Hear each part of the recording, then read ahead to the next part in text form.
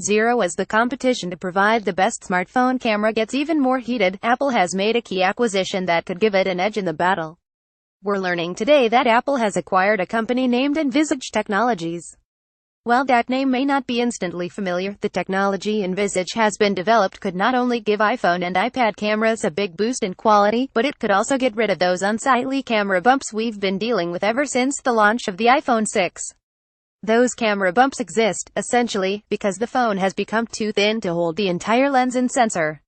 Envisage's key product, quantum film, could help with that. As explained on Envisage's website, quantum film is meant to replace the photosensitive silicon layer found in conventional camera sensors.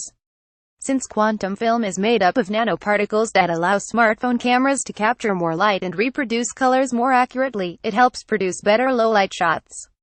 The benefits to low-light photography are only one part of the equation, though.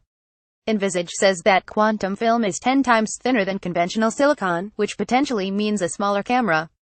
This, by extension, would mean that Apple can use similar components to make the overall footprint of the camera smaller, or use better, somewhat larger components while keeping the footprint similar to its current size. Of course, Apple isn't going to spill any details on what it plans to do now that it has Envisage in its portfolio.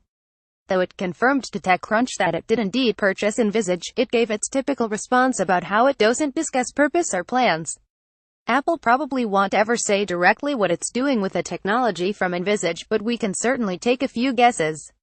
It wouldn't be too shocking to see make Apple an attempt at making its own camera sensor for future iPhones and iPads. As is the case for most smartphones out there, iPhones typically rely on Sony image sensors, but lately we've seen Apple begin to produce more things in-house. It's certainly within the realm of possibility that Apple's efforts with in-house components will soon extend to image sensors, so stay tuned for more.